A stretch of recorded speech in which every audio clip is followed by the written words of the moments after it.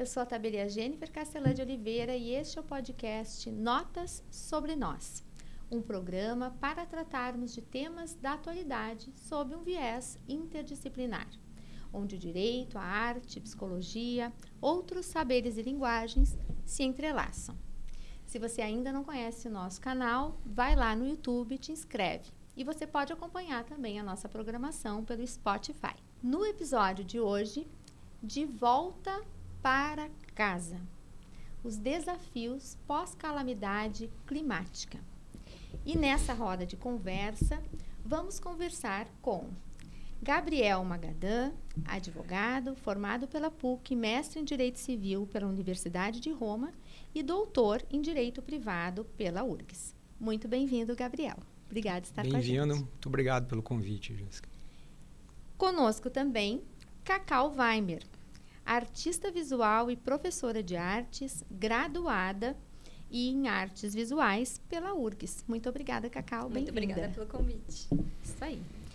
Então, gente, a ideia deste episódio é retomar um pouco a nossa memória e o nosso atual estado de coisas a partir da calamidade climática, né? Que todos nós sofremos e fomos direta ou indiretamente atingidos aqui no Rio Grande do Sul.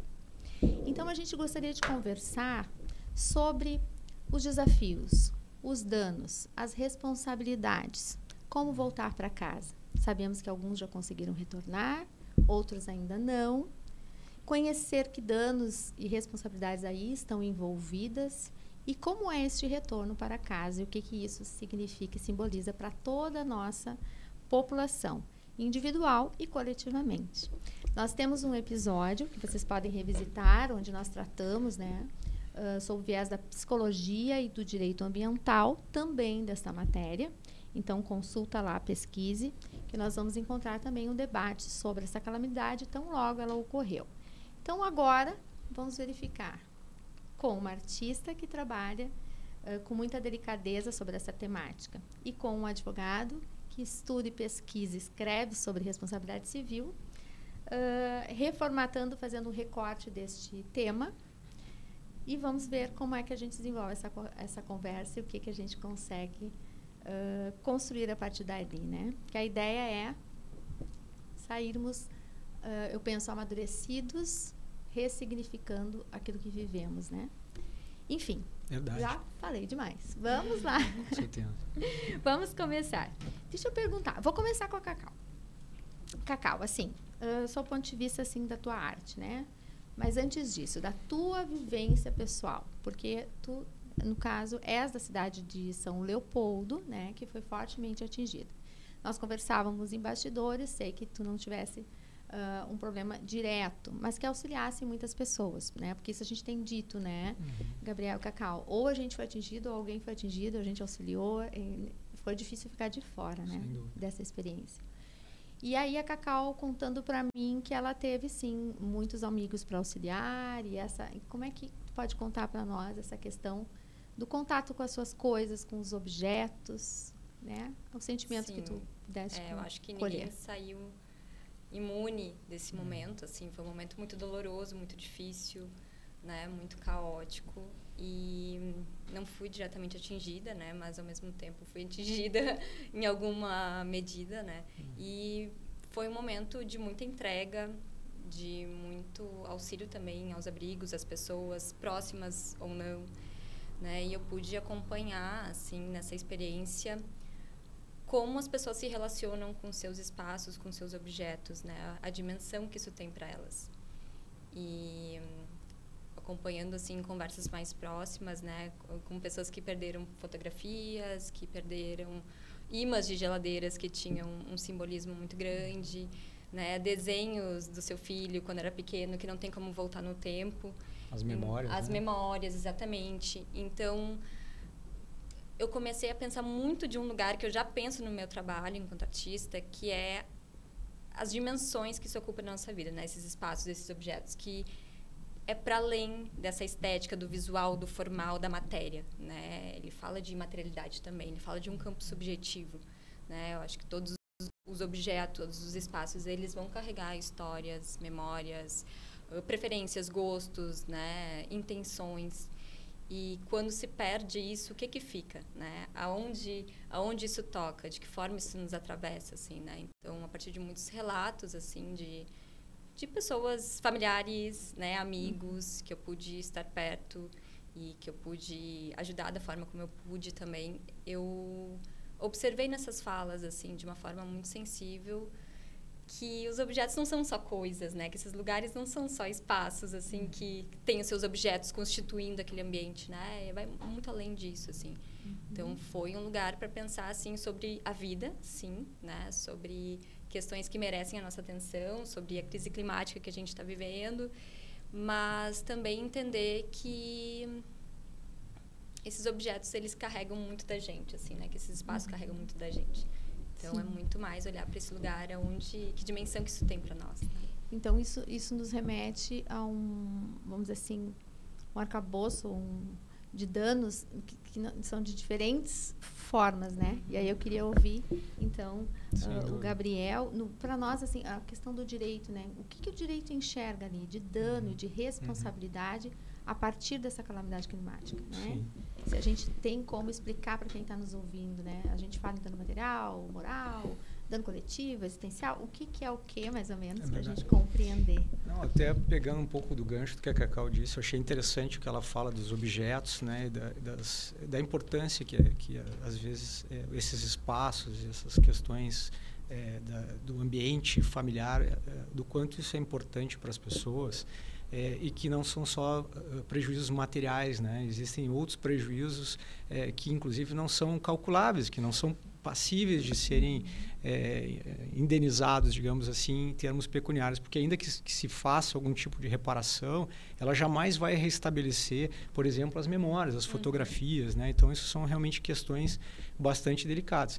No direito, evidentemente, no momento em que se apura responsabilidades, vai se buscar a reparação daquele que de alguma maneira contribuiu, né, seja o Estado, por algum motivo de omissão em relação aos prejuízos que foram causados. Esse é um debate que começa a se fazer sobre a questão até da previsibilidade ou não desses eventos, né, de ter a responsabilidade ou não do Estado, sobretudo, mas também a questão de como quantificar esses danos, né, de como indenizar isso. Os danos materiais são possíveis, né, de verificação, mas os danos morais, esses danos que estão na ordem dos sentimentos psíquicos, esses realmente são mais complexos e podem até ser mensurados para fins de indenização, né, pecuniária, mas evidentemente jamais se coloca aquela pessoa, né, na responsabilidade civil se diz que ela serve também para repor a pessoa, né, aquele que é objeto de uma lesão, de um interesse lesado, na situação anterior. Mas isso é uma ficção, né, do direito. A gente não tem como repor aquela situação. Então, a indenização é uma compensação, de alguma maneira, né, que serve a satisfazer parcialmente, talvez, os interesses lesados, mas jamais repor efetivamente. Então, essa é a grande questão, né, de uma situação de calamidade, de drama que as pessoas vivenciaram, né, e que ainda estão vivendo de certa maneira. Sim, que são danos que se desdobram, que a gente consegue identificar.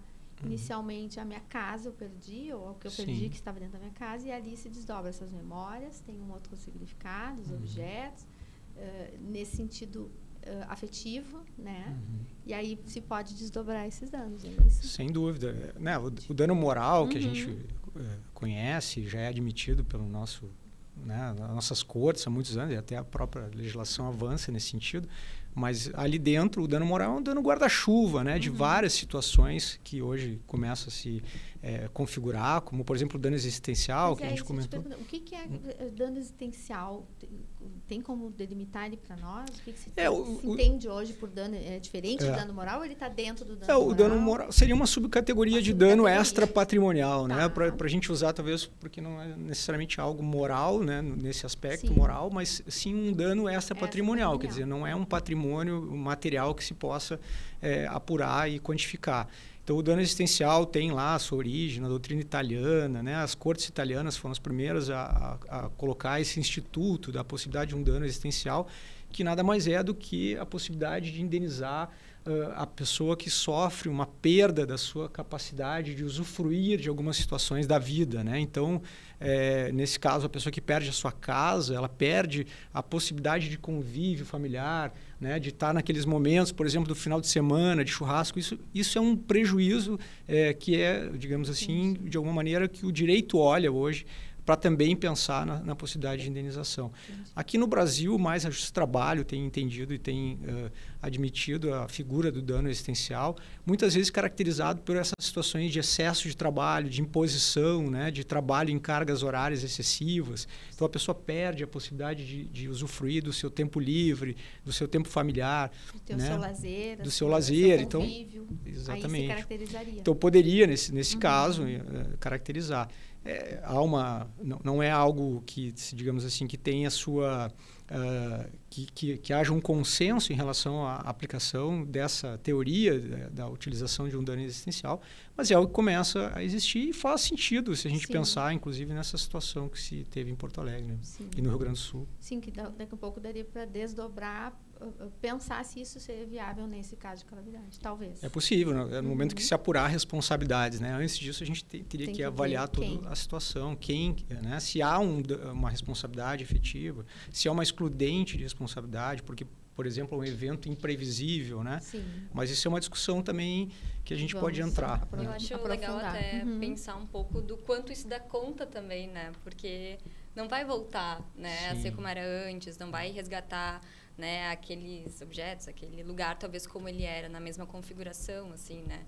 Mas é importante a gente saber que existe esse possível caminho e que está cada vez mais sendo olhado para isso também. É interessante que o Gabriel fala que não é exatamente uma reconstrução no mesmo lugar, nos mesmos moldes, que não há como fazer. Sim. E agora, remetendo àquele episódio que nós tivemos, então, que eu recomendo o pessoal vá lá buscar com a psicóloga, Arielle, ela dizia isso, assim, que a gente imagina que a gente gostaria de voltar para aquele lugar, mas não existe mais aquele lugar, né? Então, nós vamos ter que aprender a viver com um novo lugar. E aí vem essa questão de ressignificação, né? Para poder seguir em frente. E aí, eu pergunto, então, para a Cacau sobre essa exposição. Tu estás com uma exposição no Espaço Cultural, então, Castelã, né? Que é em São Leopoldo, que justamente ela é intitulada, né, De Volta para Casa, que a gente também achou oportuno de trazer aqui como título do nosso episódio, que ela vai falar justamente sobre essa conexão desse momento de retomada, como voltar para casa, né? Então, tem a curadoria da Genuína Obra, da Vivi, que foi idealizada nesse sentido, né? E ela vem com cores, é uma exposição que vem mais colorida e com objetos do cotidiano. O que tu imaginaste, né, junto com a Vivi, na hora de montar selecionar essas obras? Sim.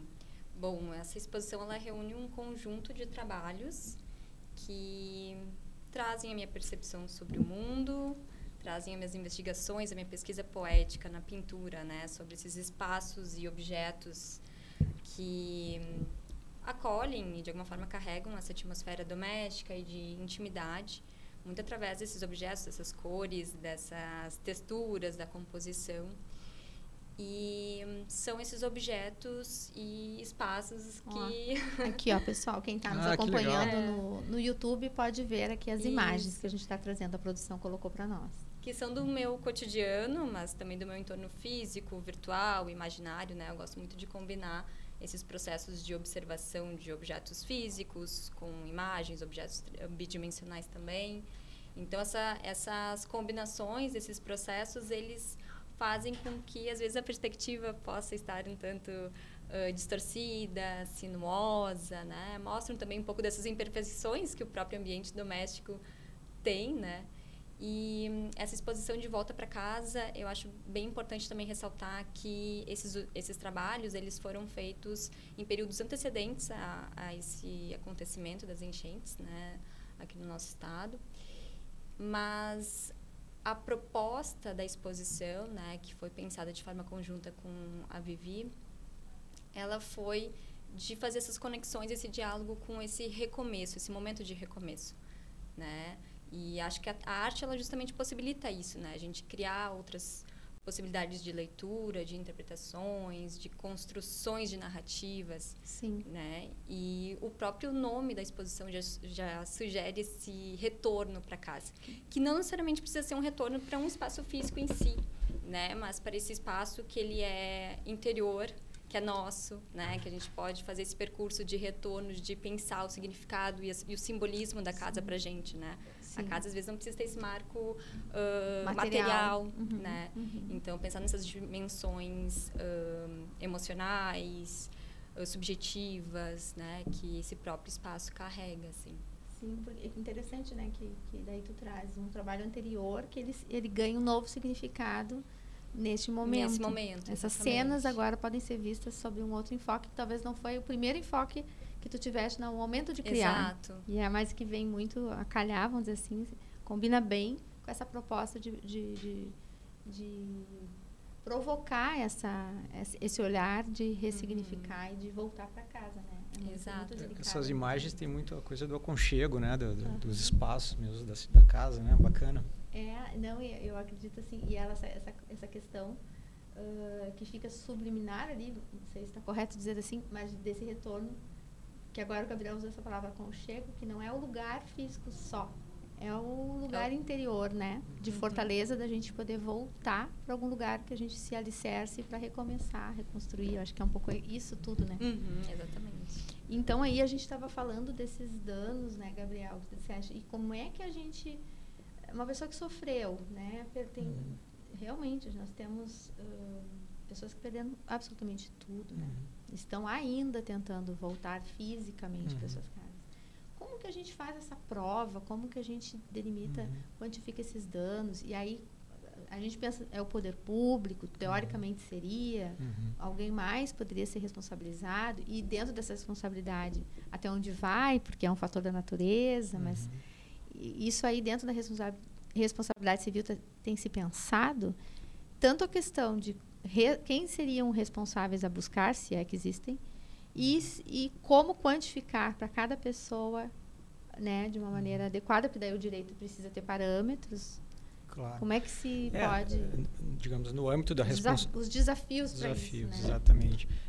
No âmbito da responsabilidade civil, é importante identificar se há uma prática, digamos, de um ato que venha a causar danos, né? Um ato ilícito, como se diz. Um ato antijurídico, carregado de um elemento da culpa, né? Da negligência, da imprudência do agente e até a possibilidade de um dolo mesmo, numa situação em que a pessoa causa voluntariamente aquela ação. No caso da responsabilidade civil do Estado, do poder público, a Constituição prevê que não há necessidade de demonstração da conduta do agente especificamente, sim que haja uma relação de causalidade, né, usando aqui bem a explicação técnica. Uma responsabilidade mais objetiva. A responsabilidade objetiva prescinde da prova da culpa, né, do agente, a prova da negligência, por exemplo, do Estado. Mas, e aí, claro, tem que se estabelecer um nexo de causalidade, uma relação de causa e efeito, né, do ponto de vista jurídico, entre aquela atitude do Estado, que pode ser uma conduta comissiva, mas também pode ser uma atitude omissiva, deixar de agir em conformidade com a lei, e aqueles danos que foram causados a essas pessoas. Então, é possível pensar, talvez, na hipótese de responsabilidade do poder público, na medida em que se identifique que o Estado não praticou determinadas ações que deveriam ter sido praticadas para evitar aqueles prejuízos, né? Então, a previsibilidade do evento é um elemento, porque a imprevisibilidade seria uma excludente dessa responsabilidade, um fato que é imprevisível e que é irresistível, um efeito grave da natureza, um terremoto. Mas aí eu já penso um pouco diferente em relação a esse tipo de situação ambiental que vem acontecendo. As chuvas, elas vêm se intensificando, os eventos climáticos são conhecidos hoje da comunidade científica e acadêmica, então não são situações absolutamente imprevisíveis, elas já entram na ordem de fatores que são regulares e que a gente vê acontecendo todos os dias. No Rio Grande do Sul, a gente teve uma série de eventos no ano passado, até que chegou nesse mais grave, que ocasionou a enchente. Então, Então, é muito difícil dizer que o Estado não poderia prever essas situações, principalmente quando existem alguns mecanismos que já são utilizados para prevenção e que não foram suficientes, né? O muro, as comportas, enfim. E há situações que podem ser apuradas da responsabilidade, então, do Estado de não ter atendido às medidas de mitigação dos riscos ou até de prevenção daquilo que poderia ser previsto. Então, ali nesse caso, sim, eu entendo que as pessoas que suportaram prejuízos materiais ou extrapatrimoniais, de alguma maneira, poderiam, em tese, buscar o ressarcimento por esses prejuízos, na medida em que se consiga estabelecer a relação de causalidade, realmente, entre alguma conduta do Estado e a própria... E aqui, agora, pensando, quando falas Estado, seriam os 3 entes, poderia ser União, poder público, Estado, município, poder público no geral. Verificar nos níveis da sua competência, né? Porque dentro do que poderia ter sido feito ou deixou de fazer, seria isso? Sim. E aí, então... Aplicação de recursos, manutenção. De estruturas de contenção, né? Uma série de fatores. As questões de habitação, por exemplo, as pessoas que moram em regiões irregulares, né? É uma situação que a gente tem um paralelo, talvez no Rio de Janeiro, que acontece com frequência também quando há chuvas fortes, as pessoas que moram nas encostas de morros, né, estão lá em situações irregulares e que é totalmente previsível que aconteça esse tipo de calamidade e esse tipo de prejuízo para aquelas pessoas, para aquela comunidade ali. Então, e a gente tem já...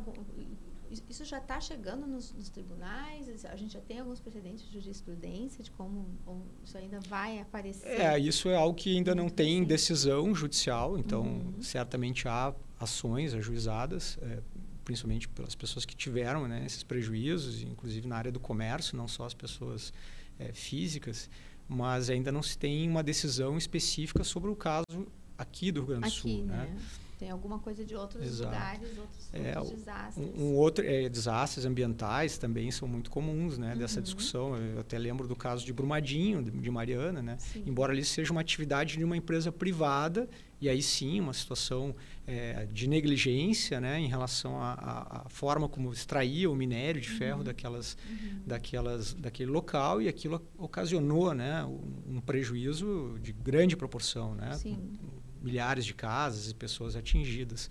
Então o direito está atento, assim, nós temos vários instrumentos, várias construções de doutrina, de jurisprudência para assentar, para subsidiar, eventualmente, aquele que se sentiu prejudicado, né, e foram prejudicados, e identificar em que medida, quais os danos. Então, teria que ser investigado caso a caso. Isso. Caso a caso, pode-se pensar numa ação coletiva também. Sim, pois e aí a titularidade é do Ministério Público para pensar na hipótese de reparação para... Sim, porque também a gente pode estar falando de um dano coletivo.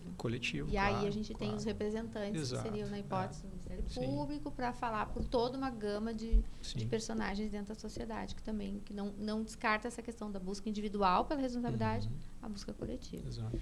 Tá bem. E aí, então, retomando aqui com a Cacau, quando a gente pensa assim, né, sobre essa questão da arte, essa questão do ressignificado, a gente está buscando soluções, né? Então, a gente pode ir para o direito e a gente pode migrar para a arte. Como que a arte, então, ela pode ajudar a reparar esses danos, né? A arte tem algum caráter curativo, algum caráter que... Quando a gente está falando mais desse espaço emocional, que a gente falou danos morais, que é um guarda-chuva que cabe em outros. Esses danos emocionais, né? Vou chamar assim, não tecnicamente, mas esse prejuízo. Um abalo psíquico, né? Um abalo psíquico, ficou mais correto. Exatamente. Isso. Então, eu acho que a arte ela pode também contribuir nesses danos materiais também, né? Eu acho que tem nessa parte prática e visual, mas eu acredito também nesse papel da arte, assim, com esse caráter curativo, assim, né? Mas eu entendo ainda mais a arte como um caminho disso, né? Tanto para quem cria, quanto para quem aprecia, né? Como se fosse esse fio condutor. Eu acredito que a arte sozinha, ela consiga assumir esse papel, mas ela precisa do encontro do outro, né? Algo comum, assim, entre nós, né? Quando a gente já se deparou em algum momento em que a gente foi atravessado por um filme, por uma música, por um poema, por uma pintura, por uma fotografia, E a gente sentiu que isso modificou algo em nós, né? E acho que a arte, ela tem essa possibilidade no momento também que a gente está aberto a isso, assim, né? E quando a gente pensa nesse papel da arte com um caráter curativo, acredito que a arte, ela precisa estar cada vez mais presente e próxima das pessoas, né? Presente na vida dessas pessoas. E acho interessante comentar, fazer assim um gancho, uma conexão com o espaço também que a exposição De Volta para Casa ela se encontra, né? Que ela se encontra dentro do Espaço Cultural Castelã, né? Que dentro desse espaço também tem o funcionamento de um cartório, né? Onde muitas pessoas vão ali para algumas funções práticas, né? De rotina, do dia a dia, e se deparam com arte, assim, né? E é um momento que, de forma meio despretensiosa, podem vir a se perguntar, a se questionar, né, pensar sobre alguma coisa. Eu acho que a arte é muito um caminho desse processo de conduzir para uma reflexão, para um questionamento, para um pensamento, para despertar um sentimento, né? Eu acho que a arte, ela tem esse papel, mas ela precisa também da abertura do outro, assim, né? Enquanto mais a arte estiver próxima das pessoas, eu acredito que isso tem mais chances de acontecer, assim. Sim, entendi. Então, quer dizer, tem um momento do artista que está trabalhando, mas, na verdade, aquilo vai se desdobrar na conexão daquele que vai entrar em contato com aquela Exato. arte. Eu tenho algumas proposições como artista, mas também eu compartilho isso com o outro, e ele também pode ter essas próprias interpretações, né? Essas próprias leituras sobre o trabalho. Se completa também Exatamente. com o outro, né? Com a percepção do outro. Amplia, né? Como eu falei, né? Os trabalhos, eles não foram pensados especificamente para esse contexto em que a gente viveu, né? Das enchentes, mas a gente construiu ali uma possível conexão, um possível olhar para esse momento, assim, né? Então, a arte, ela tem essa liberdade. Sim. E ela faz sentido quando está em contato com o outro, né? Não adianta a gente produzir algo e Sim. guardar ela no ateliê, né? Eu acho que ela completa precisa ser conhecida e visitada. Exato. E aí, então, perguntando para o Gabriel, essa questão, assim, do direito, da arte, com produções, né, socioculturais, então, acho que essa intersecção, né, como que o direito pode ser auxiliado pela arte, enfim, para nós o direito, que a gente fica sempre dentro de Sim, é verdade. uma certa formatação. Eu achei muito interessante essa ideia. Como repensar né? o direito, né? Sem dúvida. E muito interessante essa quebra, né? Porque, como você falou, está num ambiente de um cartório e daqui a pouco tem uma obra de arte ali que provoca sentimentos, sensibiliza a pessoa, Exato. né? E eu acho que nós, quando estamos absortos, digamos assim, nas nossas atividades, que nem sempre são tão criativas, embora a gente também busque a criatividade, mas tem processos mecânicos repetitivos que a gente acaba praticando, e eu acho que a arte contribui muito para a quebra disso, para justamente estimular outras sensibilidades, a criatividade, né? E uma questão assim me ocorreu quando a gente estava conversando aqui de toda essa tragédia que aconteceu aqui no Rio Grande do Sul, que isso teve um lado duro, difícil, mas também de outro lado tem um lado tem um outro aspecto interessante, que é a forma como as pessoas se solidarizaram, né, com esse evento e se sensibilizaram, né? Então e diversas formas de se expressar a partir desse sofrimento surgiram. Isso é, de alguma maneira, uma ressignificação, né? A arte também está dentro desse processo, e eu acho que o direito também vai ter que ter alguma flexibilidade para entender isso, né? O direito no sentido dos seus operadores, de quem formula políticas e legislação, no sentido de pensar o presente, mas o futuro, principalmente, porque isso não deve ser um evento isolado. A gente vê que isso é uma situação que vem acontecendo, pode se repetir. Então, a gente tem que olhar para o que aconteceu também com uma perspectiva de futuro, né? De como prevenir, como se precaver de situações como essas, né? E aproveitar essa força, né, da coletividade, que eu acho que isso foi o grande diferencial de como a resposta de mobilização que teve, né? Das pessoas se envolverem, se engajarem em ajudar o próximo, né? E isso aconteceu em nível nacional, né? As pessoas olharam para o Rio Grande do Sul. E então teve esse aspecto no meio de uma tragédia dentro, que é positivo, né? Da sociedade de alguma maneira se sentir comprometida e ter empatia pelo outro, né? E eu acho que esses são valores que a arte cultiva muito, também, né? E que a gente percebe, e eu acho que nos inspira quando a gente pensa também nisso. E eu penso também que toda essa parte da arte, aí, toda a parte cultural de memória também, eu acho que também tem um fator muito significativo nesse sentido da gente não esquecer, né? Que se possa marcar para que a gente... Porque até isso, assim, por exemplo, agora a gente está falando de ressignificar, a gente está falando em voltar para casa, mas a gente volta não apagando ou esquecendo o que se viveu. A gente volta numa outra condição. E a arte, o direito precisa olhar para isso, né? As experiências já vividas, eu acho, né, Gabriel? No sentido assim, não é um marco zero, tá, vira página, resolvemos esse capítulo. Não, a gente está numa contínua aprendizado, vamos dizer, dentro do direito e da vida da o próprio arte. direito ambiental, né, discute muito essa questão da prevenção, da precaução, né? A responsabilidade civil, ela está no plano da reparação, né? Então, ocorreu o evento, tu repara aquela situação, né? E o direito ambiental tem hoje essa característica mais da precaução, né? E eu acho que esse é um elemento fundamental hoje do direito nessa nova realidade que é o mundo hoje, as emissões de gás de efeito estufa, aumento de temperatura. Então, são questões que acabam trazendo esse impacto, que não é um impacto simplesmente da natureza. Existe uma força também humana uma correlação de forças que contribui para isso. Então, voltar para pensar os nossos papéis, os nossos lugares nesse mundo novo que a gente passa a viver, né? E nunca apagar, né? Sabe que o tabelionato lá em São Leopoldo ele foi atingido também pelas águas, né? Então, nós tivemos mais ou menos 1 metro. E agora a gente está finalizando depois desse período e nós vamos colocar uma plaquinha ali. A água, né, chegou nesse nível. Porque a gente entende que é importante deixar isso marcado. E nessa, fizemos uma visita ao Museu Histórico de São Leopoldo, lá também tem as marcas, o museu foi atingido. Para não se perder essa memória, né? Mas, assim, as cores que nós vimos, né, Cacau, antes, todos vimos, né, Gabriel?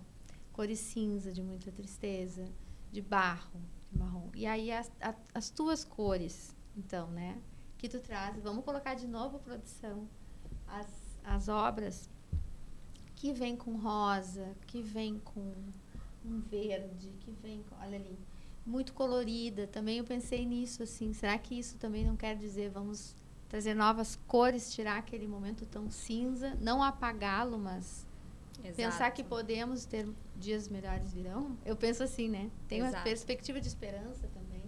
Esse teu colorido, né? Que eu achei muito interessante, que a obra vem toda pontuada de cor, né? Exato. Eu acho muito importante isso que vocês estavam comentando, né? Sobre não apagar o que a gente vive. A gente nunca pode apagar essas memórias dessas marcas que ficam, assim, né?